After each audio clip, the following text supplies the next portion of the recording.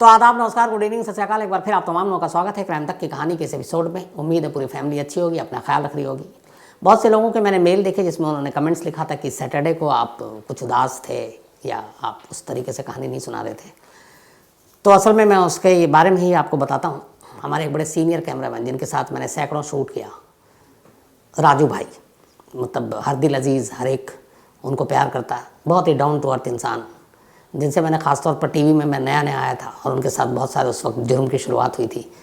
तो जंगल में दो बजे रात तक शूट करना, तो उनकी तबीयत बिगड़ गई थी सैटरडे को। उनको अचानक, बिल्कुल ठीक थे, दफ्तर आए थे फ्राइडे को, और दफ्तर आने के बाद उन्होंने 9 बजे का बुलेटिन भी निकाला, शूट किया, फिर घर गए और फिर उनकी तबीयत बिगड़ी। उसके बाद सुबह ले जाएगा हॉस्पिटल। डॉक्टर ने कहा कोई ऐसे घबराने की बात नहीं है, लेकिन फिर रात को सैटरडे नाइट उनकी डेथ हो गई। तो पूरा दफ्तर यकीन ही नहीं कर पा रहा था कि एक शख्स जो अभी दफ्तर आया, जिसने सारा काम किया, बुलेटिन निकाला, सबसे मिल कर गया, हंसते हुए गया, और अचानक 24 घंटे के अंदर ऐसा हो सकता है। तो ऊपर वाले से यही दुआ है कि राजू भाई की आत्मा को शांति दे, घर वालों को सब्र दे। उनका एक बेटा और बेटी और पत्नी है। साल भर पहले ही उनकी मदर की भी डेथ हुई थी, फिर सिस्टर की डेथ हुई थी, और दिसंबर के महीने में ही उनकी मदर की डेथ हुई थी, और ये दिसंबर का ही महीना था। मैंने उनसे बहुत कुछ सीखा। ये भी सीखा कि काम आप कैसा भी करते हो, ज़मीन पर पैर होना चाहिए, कैसे सीनियर से बात करनी चाहिए, जूनियर से कैसे प्यार से बात करना चाहिए, गुस्सा नहीं करना चाहिए, चीखना नहीं चाहिए, और जिसका जो काम है उसको उस काम को आज़ादी से करने देना चाहिए, उसमें दखल नहीं देना चाहिए। एक उनका हमेशा याद रहता था, जब मैं शुरू आया था तो मुझे टीवी के बारे में इतनी जानकारी नहीं थी, तो जंगल में शूट करते थे। अब जंगल अंधेरा है, वहाँ लाइटिंग करनी है। वो लाइटिंग के उस्ताद माने जाते थे हमारे इस पूरे आज तक ग्रुप में। उनसे बेहतर लाइटिंग किसी को नहीं आती थी। तो जब शूट करते थे तो अचानक एक आवाज़ आती थी राजू भाई की कि बेबी की मुंडी काट के डाल दे। अब मैं सोचता था कि ये क्या बोल रहे हैं। एक तो वैसे ही क्राइम जुर्म का शूट, ऊपर से बेबी और बेबी की मुंडी काट के। तो पता चला बेबी एक लाइट का नाम है, और लाइट को जैसे आप रखते हैं, एंगल देते हैं दाएं बाएं ऊपर नीचे, तो लाइट सही जगह पे डालने के लिए फिर ये है कि उसको थोड़ा सा आप लाइट के नीचे जो जगह है उसको थोड़ा ऊपर नीचे आप बढ़ा सकते हैं, घटा सकते हैं। तो वो उनके अपने शब्द थे कि इस बेबी की मुंडी काट के थोड़ा इधर उधर कर दे। तो एक अजीब सी थी, जो फिर हमेशा हम लोग उसके ऊपर हंसते भी थे, बात भी करते थे। लेकिन यही ज़िंदगी है। पूरा दफ्तर जो है अभी भी उबर नहीं पाया इन चीज़ों से। कल उनका अंतिम संस्कार था, और हमारे तमाम जितने कैमरामैन, न सिर्फ हमारे ग्रुप के, दिल्ली में जितने मौजूद थे सभी वहाँ पर थे। और बस यही है कि ऊपर वाला उनकी आत्मा को शांति दे। तो कई लोगों ने ये पकड़ा, सैटरडे को मैंने जब मेल पढ़ा तो मुझे लगा कि शायद सही सोचा आप लोगों ने। खैर, इस दुनिया का यही दस्तूर है, यही सच है। जो आया है वो जाएगा, जो पैदा हुआ है वो मरेगा, और हर एक हम सबको एक दिन जाना है। बट ये है कि ऊपर वाला सबको अच्छा रखे, और जब जाए तो फिर लोग उसको याद रखें, उसकी तारीफ़ करें। और राजू भाई उन्हीं जैसे में से एक थे, जिनके साथ शायद किसी को कोई दुश्मनी नहीं, हर एक को प्यार करता, इज़्ज़त देता था, रिस्पेक्ट देता था। चाहे जितने बड़े सीनियर हों वो भी रिस्पेक्ट देते थे। हम लोगों के लिए तो खैर वो एक आदर्श थे, गुरु थे। तो अब आते हैं आज की कहानी के ऊपर। आज की कहानी 90 के दशक की कर्नाटक की कहानी है। शायद एक वेब सीरीज़ या कुछ आने वाला है इस पर। जैक द रीपर की कहानी मैंने आपको सुनाई है। लंदन का एक सीरियल किलर जिसके बारे में कोई नहीं जानता था। इंडिया में अगर किसी को जैक द रीपर का नाम दिया गया है तो इसी कहानी के विलन को दिया गया है। उमेश रेड्डी इस कहानी का विलन है। एक ऐसा विलन, फिर वहाँ पे बात हमारे कानून की भी आती है। बरसों हो गए, इंतज़ार कर रहा है कि वो कब फांसी पे चढ़ेगा, लेकिन वो तारीख़ ही नहीं आ रही है जिस तारीख पर उसको फांसी पे चढ़ाया जाए। ये वो सीरियल किलर है जो एक तरह से दिमागी रूप से उसके बारे में क्या कहें। कुछ एक नया शब्द आया था कि ये ट्रांस ड्रेसर है, मतलब अपोजिट सेक्स के कपड़े पहनने का जिसको शौक़ होता है। तो ये लड़कियों के, महिलाओं के अंडरगारमेंट्स पहना करता था। बल्कि जब कई बार गिरफ्तार हुआ और पुलिस ने तलाशी ली तो अंडरगारमेंट्स अंदर महिलाओं के ही पहने हुआ था। जब इसके घर पे दबिश दी गई, वहाँ से कपड़ों का गट्ठर मिला जिसमें सारे महिलाओं के अंडरगारमेंट्स और कपड़े थे। 3-4 बार पुलिस को चकमा देकर ये भागा, और जब जब ये भागा पुलिस कस्टडी से, इसने तब 2-3 और मर्डर और रेप किए। तो अगर पुलिस की भी लापरवाही ना होती, इसको ढंग से पकड़ा रहा होता, तो शायद 8-10 लोगों की तो जान बच जाती। गुजरात, कर्नाटक, जम्मू कश्मीर, इन सब जगहों पे इसने वारदात की। बाकायदा सीआरपीएफ में नौकरी की, उसके बाद भाग कर आया, फिर एक और जगह पे इसने डीएआर में काम किया, डिस्ट्रिक्ट आर्म्ड जो रिजर्व, और वहाँ से निकला हुआ एक शख्स इस देश का जैक द रिपर बनता है। तो आज की कहानी इसी जैक द रिपर यानी उमेश रेड्डी की कहानी। हालांकि उसके बहुत सारे नाम हैं, कुछ लोग उमेश रेड्डी कहते हैं, कुछ उसका नाम राजुलू रखते हैं, कुछ रमेश रखते हैं, कुछ वेंकटेश रखते हैं। 1959 में उमेश रेड्डी का जन्म कर्नाटक के चित्रदुर्ग इलाके में होता है। इसके बाद उसकी ज़िंदगी के बारे में ज़्यादा कहानी सामने नहीं आती। ये बड़ा होता है, बड़ा होने के बाद इसकी नौकरी सीआरपीएफ में गार्ड के तौर पर लग जाती है। सीआरपीएफ में नौकरी लगने के बाद इसकी पोस्टिंग होती है जम्मू कश्मीर में। जम्मू कश्मीर में ये कमांडेंट हाउस में गार्ड के तौर पर काम कर रहा होता है। पहला जुर्म उसने वहीं किया।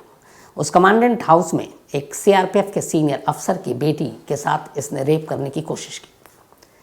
इत्तेफाक से कुछ लोगों ने देख लिया, शोर हुआ, वहाँ पे वैसे ही सिक्योरिटी रहती है, सीआरपीएफ सारी चीज़ें, तो इसे मौके से ही रंगे हाथ पकड़ लिया गया।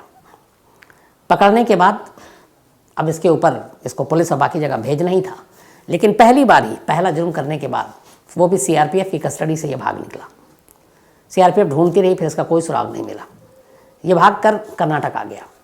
कर्नाटक आने के बाद 1996 में इसने डीएआर यानी कि district arm reserve force join किया। अब इसने अपना नाम, पता, हुलिया, आइडेंटिटी सब छुपाई, तभी इसको ये नई नौकरी मिली, वरना सीआरपीएफ में ये वांटेड था।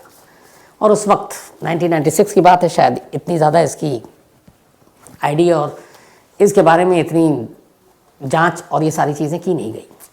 तो बड़ी आराम से ये सीआरपीएफ में क्राइम करने के बाद डीआर में आकर नौकरी करने लगा। डीआर में नौकरी करने के बाद अब इसका दिमाग में वही था कि बस मुझे रेप करना है और मर्डर करना है। इस शुरुआत से ही इसके दिमाग में ये खुराफात चलता था। इस नौकरी के दौरान अब उसने पहले रेकी करनी शुरू की। रेकी करनी शुरू की तो इसे एक बात पता चली कि जो ज़्यादातर लोग हैं, ख़ासतौर पर इस वक्त बेंगलोर के अब इर्द गिर्द ही आ गया, तो उसे पता चला कि ज़्यादातर लोग ऑफिस चले जाते हैं, दुकान चले जाते हैं, काम पे चले जाते हैं, और घर में महिलाएं अकेली होती हैं। तो 11 से 3 का ये जो टाइम हो, उसमें बहुत सारे घरों में महिलाएं अकेले होती हैं। उनके पति, उनके बच्चे काम पे चले जाते हैं, स्कूल चले जाते हैं। उसने 11 से 3 का ही ये समय फिक्स किया अपने शिकार के लिए, और इसके बाद ये किसी न किसी घर में, जहाँ पहले ये दिन में रेकी करता, पता कर लेता कि इस घर में ये महिला अकेली है। उसके बाद ये वहाँ पहुँचता। पहुँचने के बाद पता पूछने के बहाने किसी फर्जी इनाम लेता कि यहाँ कहाँ रहते हैं, या पानी प्यास लगी है। जैसे ही महिला दरवाज़ा खोलती, ये अंदर दाखिल होता, चाकू की नोक पर, फिर उसका रेप करता, फिर उसे मर्डर कर देता उसका। और जाते आते कुछ गहने वहने लूट के चला जाता, ताकि पुलिस को ये लगे कि मामला लूटपाट का है। इसने एक के बाद एक ऐसी कई वारदातों को अंजाम दिया, लेकिन कड़ियाँ पुलिस जोड़ नहीं पा रही थी, इसलिए अब तक पता नहीं था कि इस शहर में एक सीरियल रेपिस्ट या किलर घूम रहा है। लेकिन धीरे धीरे जब ऐसे इंसिडेंट बढ़ने लगे, तो कहते हैं बेंगलोर के आसपास लोगों में एक दहशत फैल गई। लोग अनजान आदमियों को, खासतौर पर दिन में 11 से 3, चूँकि ज़्यादातर वारदात हुई, घरों के दरवाजे बंद रखो, घरों के दरवाज़ों को मजबूत बनाया गया, और ये था कि किसी भी अनजान शख्स के लिए दरवाज़ा न खोलो। दहशत इतनी थी। इधर पुलिस के ऊपर भी दबाव था, एक के बाद एक वारदात हो रही थी। अब ये करता रहा ये सारी चीज़ें, वारदात, लेकिन अभी तक पकड़ा नहीं गया था। फिर इसने 1996 में ही, जब डीआर में नौकरी लगी, वहीं एक लड़की के साथ रेप करने की कोशिश की, लेकिन इत्तेफाक से उस लड़की के हाथ में एक पत्थर आ गया, और उसने उस पत्थर से निशाना लगाया। उसे चोट लगी, वो गिरा, और इतना मौका मिला कि वो लड़की वहाँ से भाग गई। उसकी आबरू भी बच गई और जान भी बच गई। लेकिन इसके 2 दिन बाद ही उसने उसी इलाके में 6 दिसंबर 1996 को एक 16 साल की लड़की को अकेला पाकर उसके साथ रेप किया, और फिर उसे मारा नहीं, उसका रेप किया। रेप करने के बाद वो भाग गया। अब वो चला गया वापस। अच्छा, ये एक इंसिडेंट करता और उसके बाद ड्यूटी भी ज्वाइन कर लेता। लगभग कई महीने बीत गए। उसके बाद अचानक एक दिन वहाँ पे एक परेड चल रहा था, जिसमें ये डीआरए की टीम भी थी, डीआर के, और उसका ये मुलाजिम था। अब उस परेड में ये भी मौजूद था। तो जब, बल्कि दिसंबर में हुआ था, जनवरी की बात है, 26 जनवरी, महीने भर के अंदर, 1 महीना और 20 दिन, तो उस परेड में ये था। और इत्तेफाक से वो लड़की उस परेड में थी जिसका रेप हुआ था। परेड में उसने उसको देखा कि ये तो उसका रेपिस्ट, उसका बलात्कारी है। उसे यकीन नहीं हुआ। 16 साल की लड़की। उसने फ़ौरन वहाँ पे जो मौजूद थे सिक्योरिटी स्टाफ और ये लोग, उनको बताया कि मेरा रेप हुआ और इस रेप में शामिल एक शख्स यहाँ परेड में हिस्सा ले रहा है। बात लोगों को अजीब लगी, लेकिन उन्होंने पकड़ा। ये पहली गिरफ्तारी थी उसकी अब कश्मीर से बाहर आने के बाद। अब इसके बाद उसको पकड़ने के बाद पहले तो डीआर से नौकरी से निकाल दी गई और फिर 1997 में कोर्ट के आदेश पर इसको बेल्लारी जेल में ट्रांसफ़र किया गया। लेकिन जब ये बेल्लारी जेल में ट्रांसफ़र किया जा रहा था, पुलिस को चकमा देकर भाग निकला, पुलिस की वैन से ही। कैसे भागा? उसने पुलिस वालों को रास्ते में लालच दिया। उसने कहा कि चिकन और ये सब खिलाएंगे, दारू पिलाएंगे, किसी ढाबे पे रोको, मैं भी खाऊंगा, पैसे हैं। पुलिस वाले रोक दिए, हाथ में हथकड़ियाँ थी। उसके बाद इसने कहा कि मुझे वॉशरूम जाना है, हथकड़ी खोल दो। पुलिस वाले खाने में मगन, और ये वहाँ से अचानक हथकड़ी खुलते ही 1 2 3 तो ये वहाँ से दूसरी बार भागा। पहली बार सीआरपीएफ की कैद से भागा था और अब यहाँ से भागने के बाद अब ये बड़ौदा पहुँच गया। बड़ौदा में जाने के बाद इसने 3 अलग अलग लड़कियों को 10-15 दिन के अंदर अंदर उनका रेप किया और उनका मर्डर किया। अब ये करता रहा, फिर बड़ौदा से इधर उधर भटका, फिर ये वापस कर्नाटक पहुंच गया। कर्नाटक आने के बाद एक यहाँ अजीब सी चीज़ हो रही थी। बेंगलोर के इर्द गिर्द पुलिस के पास कुछ कंप्लेंट आ रहे थे। कंप्लेंट ये था कि बहुत सारी जो महिलाएं और लड़कियां अपने कपड़े सूखने के लिए डालती हैं बाहर आंगन में, छतों पर, तो उन महिलाओं और लड़कियों के अंडरगारमेंट्स गायब हो रहे हैं कपड़ा सुखाते वक्त। अब ये बड़ी अजीब सी कंप्लेंट भी थी और पुलिस के लिए वो बड़ी अजीब थी कि ये मामला क्या है। अब पुलिस को कुछ समझ में नहीं आ रहा। अब तक उमेश रेड्डी की वो सच्चाई भी नहीं पता थी पुलिस को। तो अब जब ये आया कि अंडरगारमेंट्स चोरी हो रहे हैं, इसी के बाद पुलिस ने कहा कि चलो पता करते हैं कि कौन लोग हैं। तो इस मामले में अचानक एक जगह पर ये चोरी कर रहा था और ऐसे ही लोगों को शक हुआ, तो वो छत के ऊपर था, तो देखा कि छत पे कोई आ गया है। इसने छत से छलांग मार दी बचने के लिए। छलांग मारी तो इसका पैर मुड़ गया। तो अब ये दौड़ नहीं सकता था। तब तक आस पड़ोस के लोग नज़दीक आ गए, ऊपर से महिला चिल्ला रही है। इन लोगों ने इसे पकड़ लिया। पकड़ने के बाद पुलिस के हवाले कर दिया। अब पुलिस इसको थाने ले गई। जब थाने ले जाके उससे पूछताछ हुई तो ये था कि अब चूँकि अंडरगारमेंट की चोरी हो रही है, तो पुलिस ने कहा कि तुम यहाँ क्या कर रहे थे। पहले तो ये मना करता रहा, फिर पुलिस ने कहा कि अच्छा तो अपने कपड़े उतारो। जब उसने अपनी पैंट उतारी तो पुलिस ने देखा कि ये लड़कियों के अंडरगारमेंट्स पहने हुआ है। अब पुलिस को बड़ा अजीब लगा। फिर पुलिस ने उसका घर पूछा। उसके बाद घर पे पुलिस ने दबिश दी। वहाँ कपड़ों की एक गठरी मिली और उसमें सारे लड़कियों के अंडरगारमेंट्स रखे थे।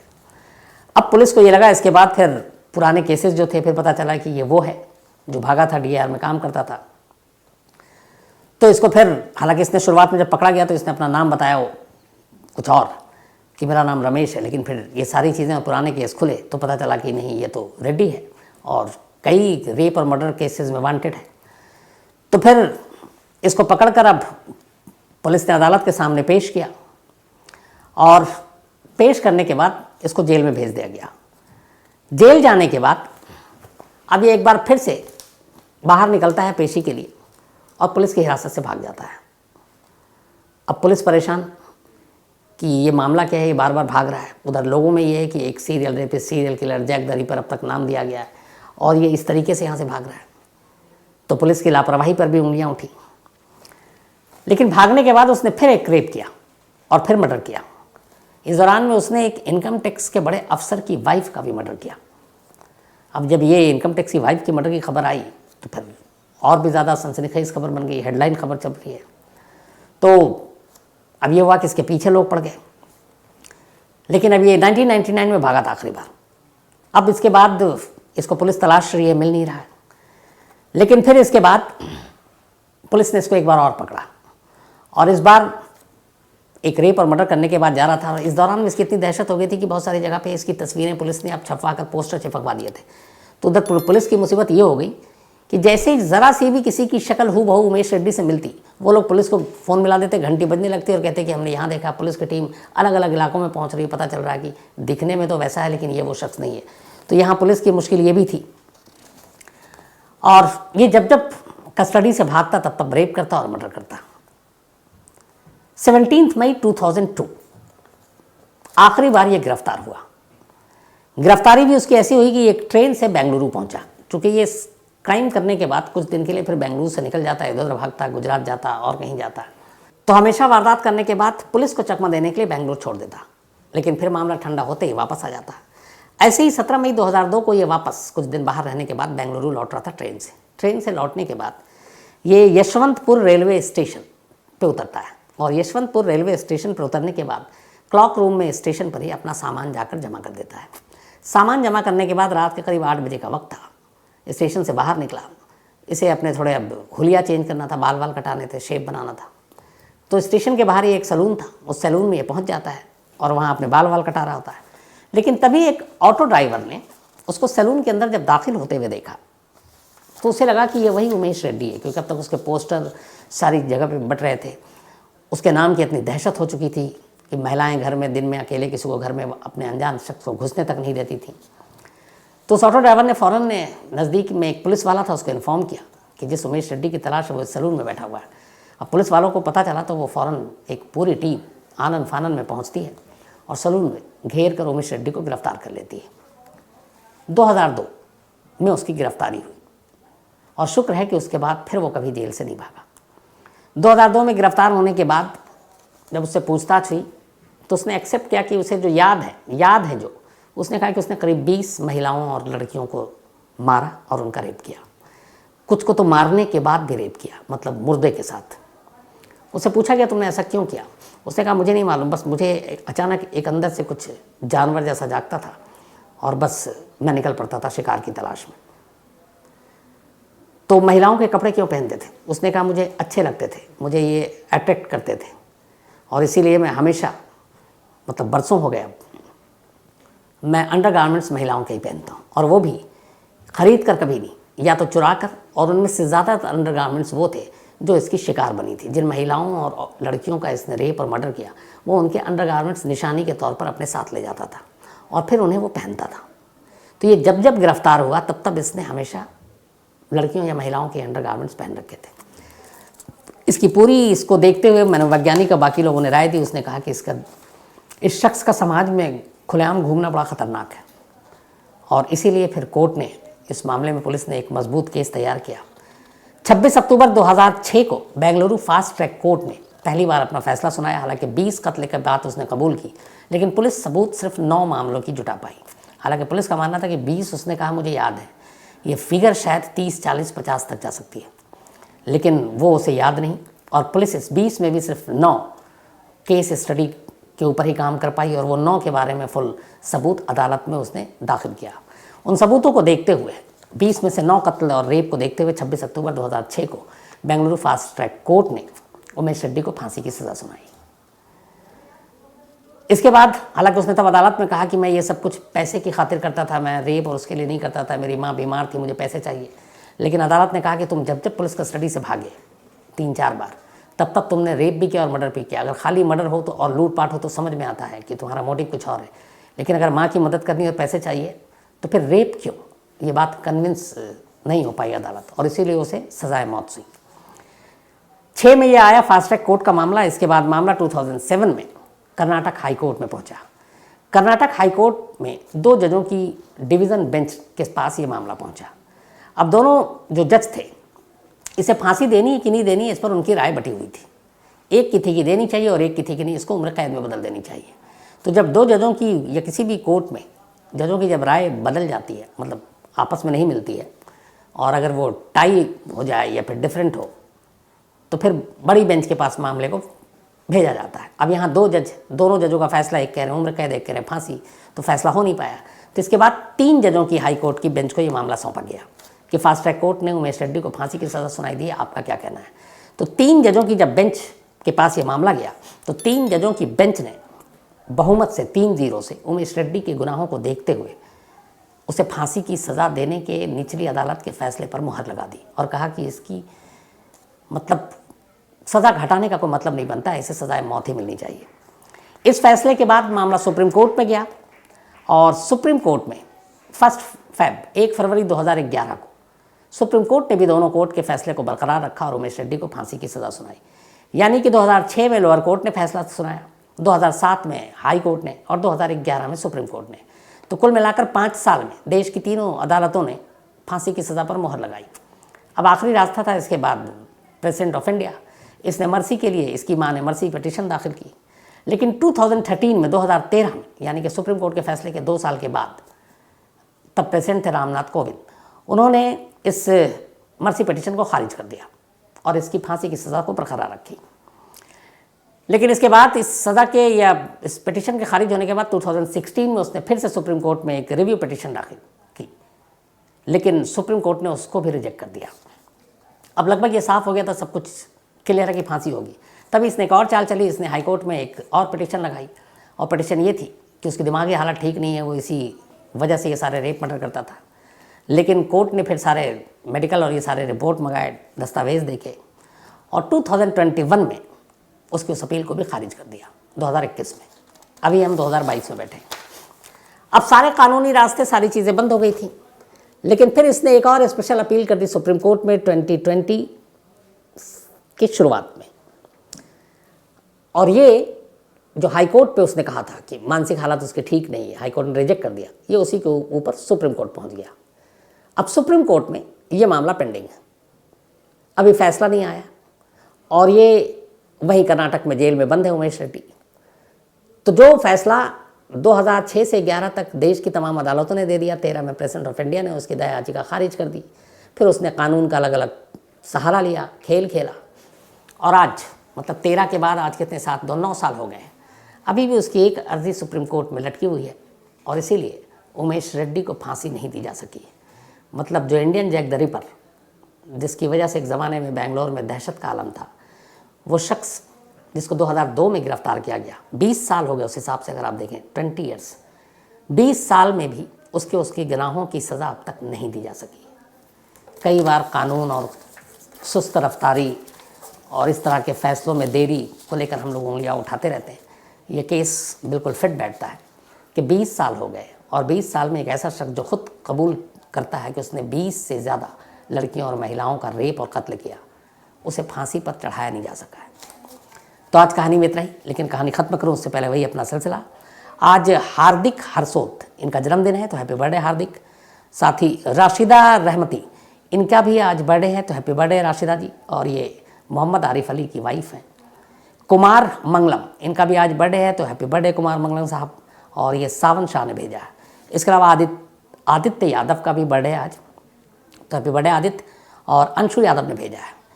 गोलू मेहर गुवाईडान, इनका भी आज बर्थडे है, तो हैप्पी बर्थडे गोलू मेहर। और निर्मल टहड्डा ने भेजा है। साथ ही रोशन निकम का भी बर्थडे, लेकिन 4th को था, तो बिलेटेड हैप्पी बर्थडे। और पीयूष तिवारी ने भेजा है। Lalji Yadav, thank you so much आपके मेल के लिए, और ये 16 साल के हो गए, तो इनको भी जन्मदिन की बहुत बहुत मुबारक लाल जी।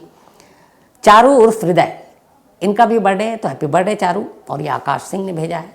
गणेश शर्मा, ये बीकानेर से, इनका 3 दिसंबर को बर्थडे था, तो बिलेटेड हैप्पी बर्थडे गणेश। साथ ही आशीष जैन का भी आज जन्मदिन है, तो हैप्पी बर्थडे आशीष। इसके अलावा मीना वारले, इनका भी बर्थडे है, बल्कि इनका बर्थडे शायद कल है, तो हैप्पी बर्थडे एडवांस में मीना जी। और ये विनय कुमार बारले की वाइफ हैं, और साथ ही इनकी बेटी हैं महक।